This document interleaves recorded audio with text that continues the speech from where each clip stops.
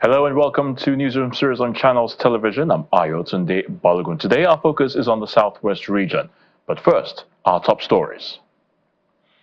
A day after the swearing-in of newly elected local government chairman in Rivers State, a section of the LMA Local Government Council has been set ablaze.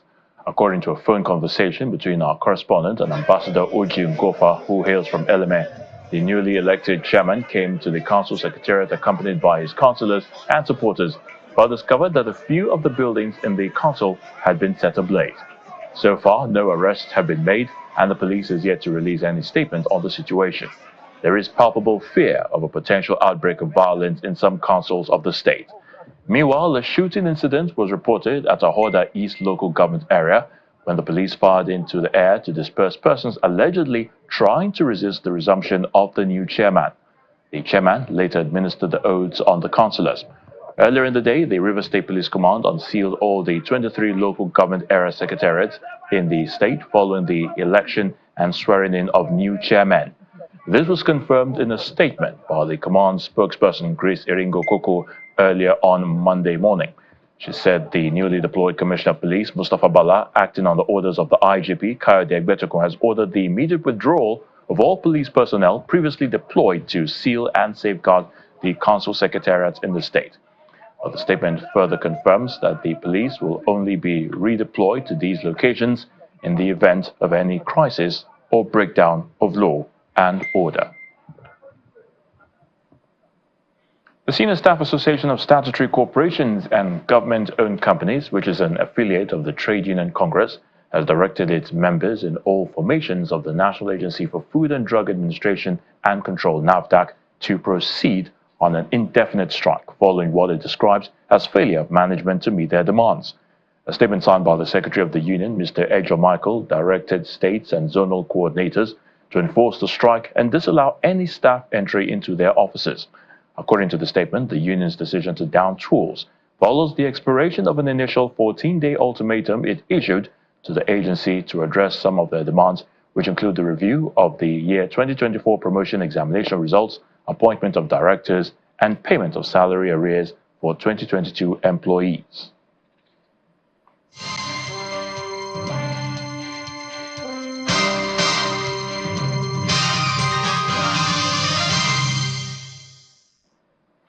We're in Oyo State, where Governor Seyi Makinde says he remains committed to leaving strong institutions that will outlast his administration as templates for the state to flourish in all areas of human endeavor. In line with this, a reformed public and civil service is underway in the state to improve efficiency, effectiveness, promote prudence, and engender growth. Governor Makinde stated this while receiving the report of the Committee on the Review and Update of Public Service Rules and Other Regulations in the State's Civil and Public Service, chaired by a former Secretary to the State Government and Head of Service, Mr. Adebisi Adeshola, held at the Executive Chamber Office of the Governor at the Agodi Secretariat in Ibadan. Our legacy should come from the institutions that we are able to put together such that good governance will continue in the state even after we were long gone from the scene. And this is one of it. Once we are able to implement and operationalize what we've done, we'll have a different civil service. It is just it's just that simple. The heavy work has been done. We will get a technical committee to produce the white paper on this, and we will implement. We will not gather as a matter of fact, we will leave from my office today to the I believe it's SSB. AKS, okay. They will leave to the office of the head of service, and I'll give them a timeline to produce the white Africa, and we will start the implementation. Presenting the report, the chairman of the committee, Mr. Adebisi Adeshola, commended the governor for prioritizing the welfare of workers with his notion of transforming the state from poverty to prosperity and for various steps taken in ensuring that the Civil Service Commission works effectively. You have a vision of taking the state from poverty to prosperity. I am personally persuaded that you are setting the state on the right path. Having carefully examined all the manuscripts provided for this review and several sessions of meetings, brainstorming and vetting with the two existing bodies of public service rules, with the assistance of the consultants, it is believed that this review will result in greater output and better service delivery, which will in turn give back to a new civil public service that can meet up with the global best practices. It is hoped that the adoption and implementation of the contents of these documents will back a new civil public service that is more responsible and more responsive to the yearnings of the citizens of the state. From Oyo, we head to Ogun State, where Governor Dapo Abiodun has announced the establishment of Smart School Initiative across the 3 senatorial districts of the state to enhance information communication technology and promote digital learning among students. He gave the indication in Abeokuta, the Ogun State capital, during the celebration of this year's Teachers' Day celebration held at the Cultural Center in the state capital.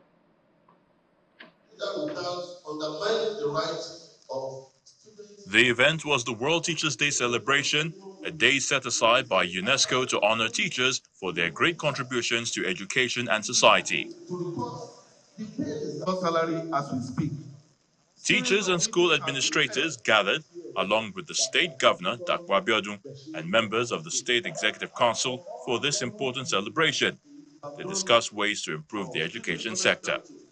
As approved by Your Excellency, engage in 3 working days. The chairman of the Academic Staff Union of Secondary Schools and the Nigeria Union of Teachers expressed their appreciation to the state government. We are indeed and genuinely grateful for your administration commitment to and focus on the fortunes and welfare of teachers in the state. Yours has been outstanding performances when compared to what your colleagues in other Southwest states, except Lagos, do. Our colleagues from those states, without a shade of doubt, can attest to this. Your Excellency, sir, permit to acknowledge what you have done in the past 4 to 6 years. Education is the pivot that drives development and growth. For the next generation to be able to think big, plan big, invest big, act big, and then achieve big, then stakeholders must go public and fund education. Now is the time to challenge and oppose profit-making in education, which ought to be a social contract between the led and the leader without undermining the rights of students to free and qualitative education. Governor Dapo Abiodun praised the teachers for their cooperation and understanding, especially during these challenging socio-economic times. He commended their dedication and resilience. In these difficult times, our teachers have shown remarkable resilience. They have adapted to new government policies, embraced innovative teaching methods, and supported students through unprecedented challenges. Your dedication, despite the current economic realities, has been nothing short of heroic. Please clap for yourselves. The highlight of the event was the presentation of permanent employment letters to 1,000 teachers who completed a 2-year internship program. Awards and cash prizes were also given to teachers and school administrators who have made significant contributions to education in their schools. The federal government has launched the use of compressed natural gas initiative of President Bola Tinubu as a source of energy to power automobiles in the country. A national program officer of the Presidential Initiative on CNG, Michael Uluwagbemi, disclosed this in Ekiti at the launch of the Conversion Incentives Program in Ekiti State. The presidential CNG initiative was approved by President Bola Tinubu in 2023 to offer Nigerians a cheaper and cleaner alternative for fuel. Our host in our doing. The National Program Officer, Michael Uluwagbemi, explained that the initiative is a well-planned program aimed at reducing the impact of the fuel subsidy removal in 2023. He urged residents of Ekiti State and Nigerians across the country to embrace the scheme. We need to utilize what God has given us, and we need to leverage it for the development of Nigeria.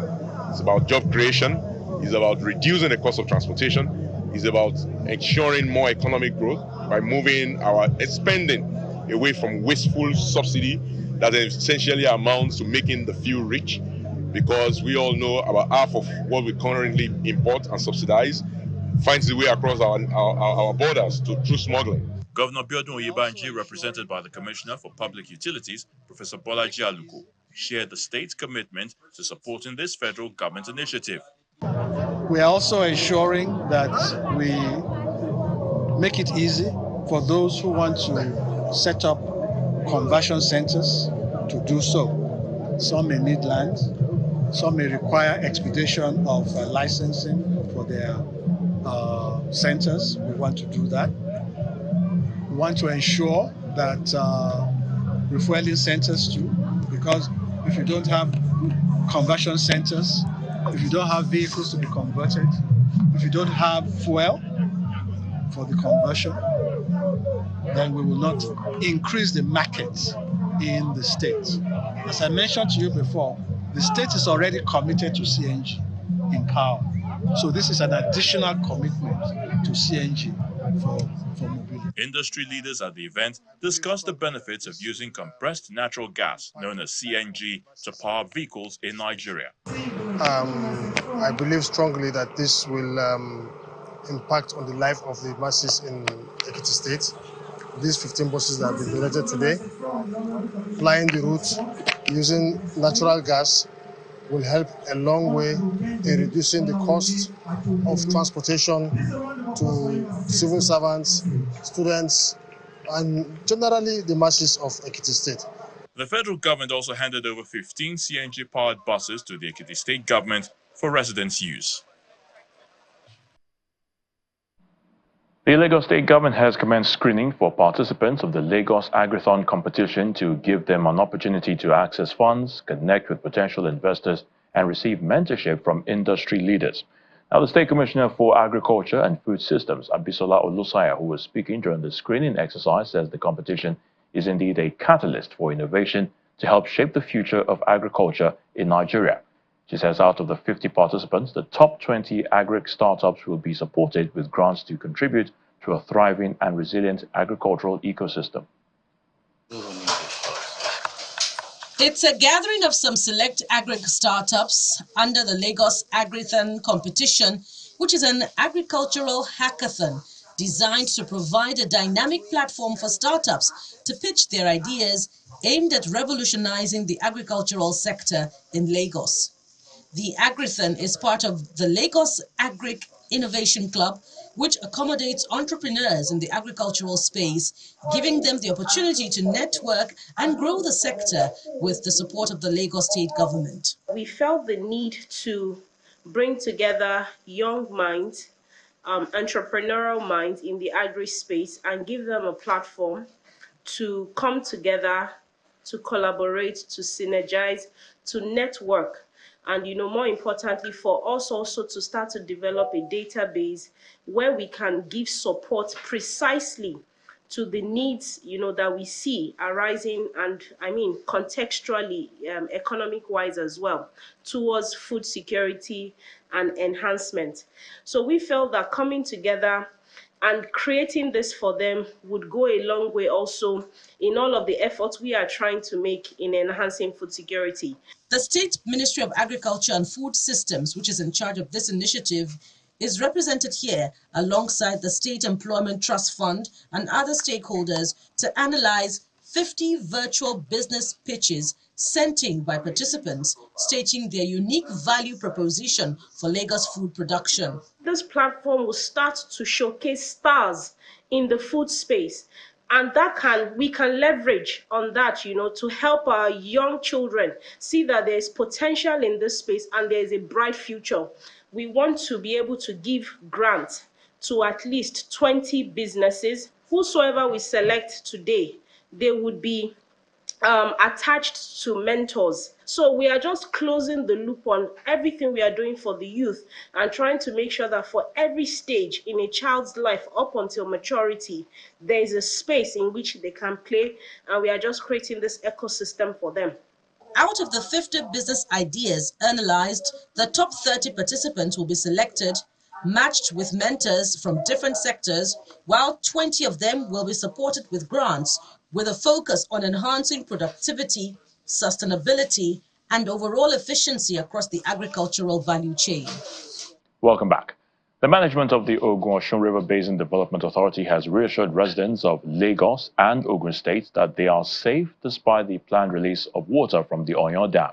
The managing director, Mr. Adedeji Ashiru, stated that preventive measures are already in place to ensure the water release does not cause flooding. Although the Lagos and Ogun state governments have advised people living in flood-prone areas, especially near riverbanks, to relocate temporarily or prepare for possible flooding, Mr. Ashiru clarified that the water release is a routine process to manage water levels and reduce flood risks.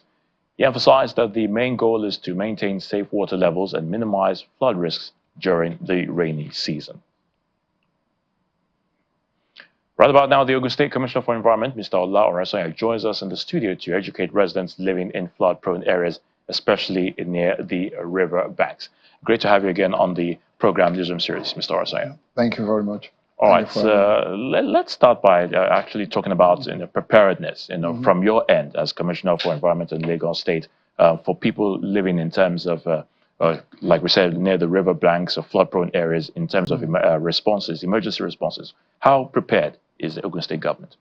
Well, yes, I think the preparedness started with us as a government, and knowing what we have to do, and the infrastructures for flood controls are well maintained from our end. To make sure that no matter what you have to do, you have to create a passage for the impending flood. The water will come, definitely. So we all know that. So all the tributaries joining the Ogun River, so we've been able to clear many of them. I can give you so many of the rivers that we've been able to clear. And going to almost like about 120 kilometers of flood channels have been cleared so far, and we're still doing more anyway. It's a continuous exercise. So that's on our side. Then on the public side, we've been able to inform our people who have a flood release that we did in the month of April. Every year we release that as a kind of flood advisory to the people to know the 2 seasons of flood that we're going to have in Ogun State. Normally, we have the highest rainfall around the month of June, July. All right, going to almost like about 400 mm in the month of June or July. Then we have the secondary level of rain that will come, which is we're going to have the second highest in the month of October, which we are right now, going to almost like about 200 millimeters of rainfall for this month. So definitely we are going to have this flood. And this flood, the second season of flood, the first one is a flash flood, which will come and go within a short time. But the second one, which is the one where we are right now, will come and stay for a while, because it's going to be compounded. It's not because of the rain alone. There's going to be release of accumulated water from the Ondo flow from the Ondo Dam that will come and add to the volume, and also the tidal lock that will come from the coastal areas, and we are open to the coastal areas, both Lagos and Ogun State. We all have this common location, geographical location. So the tide with the volume of water and the rainfall will compound the potential for flood. But what we have done is to mitigate this by making sure that we give advice to people who are living by the riverbank, move away from that area for now, and wait until when the water will regress. But to manage the problem, again, we make sure that the water released from the Ondo Dam we monitor on daily basis. And for this month, unlike last year, where we had about 700 millimeters of water that was released the month of October last year, this year now at the rate of about 10 cubic million of water to be released on daily basis. We're going to have like about 450 to maximum of 500 cubic million water that will be released this month. So it's going to be less, and we are not likely to have the kind of devastation we had last year, this year now. Interesting. Now, of course, I appreciate that you've been able to talk about some of the specific measures there, because that was what I was going to ask the follow-up. But talk to us about the the long-term infrastructure improvements for being considered by the Ogun State government. When we talk about this flooding, the issue of flooding, and of course the release of the water dam. Right. Well, for the long term, the first thing that we have to dredge the Ogun River. We have to really make sure that we're not just dredging for making sure that we can accommodate more of the spills. We also dredge it for navigation also. And that this we are talking with the Federal Ministry of Inland Waterways and the Federal Ministry of Environment. So it's between the national government and the Ogun State government and also the Lagos State government. So how to dredge Ogun River to accommodate more volume because the river is getting old and it's not been dredged for a while. So we have to really dredge. We have a lot of deposits, sedimentation that has come in the area, and it's overdue for dredging. So that is on one side. The second side is on the creation of dikes also, especially around the Isheri area and going towards the Lagos end. We have to really create dikes and make sure that they're not just to protect the bank of the river. We also create a road network around that area and make the other side of the dike livable, and make sure it's a kind of real settlement there. Then the third one is to have they will told in ponds that will retain even the excess spill in case you have we are prone to this climate change risk. So in case, yes, you have the tide going beyond predictable of 2 meters, 3 meters locked down from the lagoon, we must be able to withhold the excess. So we are creating tide, we are creating a pond upstream the river at certain areas around that area that will withhold excess spill to make sure that people living around the water catchment area, the water catchment area, we make sure that those areas are made livable for our people. All right. So now, of course, you talked about climate change, and interestingly, because and when we talk about the issue of flooding and with the release of the dam, those living in the flood-prone areas or near the riverbanks, we get messages from time to time, oh, you have to relocate, as it were. But sometimes that message might not really go down well with residents. How do you make it? How do we convince them, really, especially when it gets to the extreme weather conditions that we're talking about when it comes to climate change? Well, it's similar to your doctor telling you what you need to do to address an ailment. What we have here is the options that are left to you, and we give you the options to anyway. Those of you who cannot live, elevate yourself. You can elevate if you cannot live. Okay, relocate temporarily to save your earnings and the rest of it. These are ordinarily development shouldn't have been in those areas, should have been controlled. But these are mistakes of the past, which we are mitigating now. And the least we can tell our people is that, look, move away from this moment, all right, while you save your properties. But if you cannot move away, all right, elevate yourself. Make sure that you keep your things, your items at the higher level where it is, because the water will come, all right, need to come. But on our side, we'll make sure that the impact is reduced as much as possible. And I want to assure people, just like the MD of Ogun River said, with what we've deployed in Ogun State, I can assure you the impact will be very, very minimal this year. I want to assure you that. Mr. Olaore, Commissioner for Environment, Ogun State, we thank you so much for your time on Newsroom Series. My pleasure. In Ondo State, the state government is taking proactive steps to address flooding issues in Ondo City, particularly in the Ondo West local government. Now, with the recent heavy rainfall causing significant flooding in the region, officials are implementing measures to manage the flow of water and prevent further damage. Now, the State Commissioner for Environment, Oyeni Oseni, is leading efforts to clear and widen rivers and drainage channels to ensure proper water flow.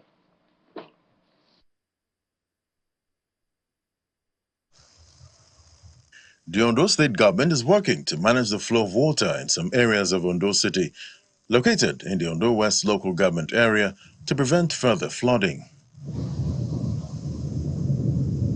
Oyeni Oseni shared this information while speaking to reporters during an inspection of some flood-affected areas in the city. You can see where we are now, that actually caused the cessation of the flow of water. And from where we are now to the main water body, this is still Luwa River course, to the main water body is about 4 kilometers. And we have been walking right from Ogun up to this point. You bear my witness that the water have been flowing freely. His Royal Majesty Victor Kiladejo was also at site to inspect the flooded areas. Now, in the first place, we've been able to identify some of the water channels that are too small for the volume of water being received. Something has to be done. Again, we've been able to identify a bridge. We call Ondo Bridge. That needs complete reconstruction, not just renovation or anything. That is very, very important. And once we do that, we must have solved a lot of problems. Some flood victims shared their experiences. Something like this happened about 4 years ago, but it's not as strong as this. So everybody from every corner in Ondo Kingdom, Ondo City, are complaining, and they're not happy at all for these sad incidents that happened yesterday. The rain have stopped before this flood just came from nowhere, and it's because I was at shop yesterday. But when my neighbors called me that I should not come home, that the flood has happened again. So I have to send people to my home to go and look for my children. Ondo is one of the states in Nigeria that climate experts have warned about regarding flooding due to the ongoing heavy rainfall.